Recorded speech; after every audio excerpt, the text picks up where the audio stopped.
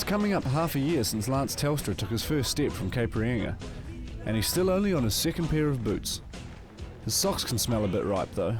By the time I get back into town, I'm usually smelling pretty bad, but I keep all my old socks in a plastic bag, and it usually smells a bit like ammonia when I come back out.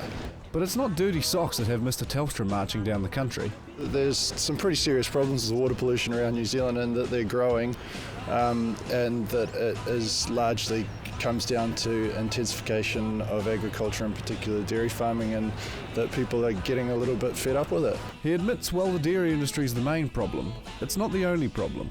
Obviously there are other problems like stormwater from cities, the odd point source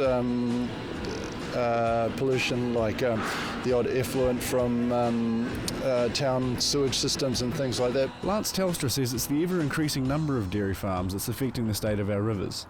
And while they're introducing some mitigation measures, if you keep increasing the amount of pollution that's going into the water, it doesn't matter how much you try to mitigate it, you're just increasing the amount of pollution.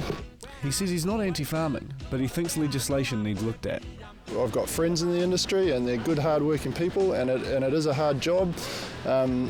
But I think that the lobby groups like Federated Farmers and Dairy NZ and the government need to have a really good look at this and come clean and say, yes, we do have a problem, which they're starting to do. Lance Telstra says the RMA and National Policy for Freshwater Management need to be reviewed, or the country could become a sewer. He's aware it's a matter of cost. A lot of farmers don't necessarily have the money to put towards environmental schemes, but also feels polluters should pay. For Canterbury, he says there's one big issue at the moment.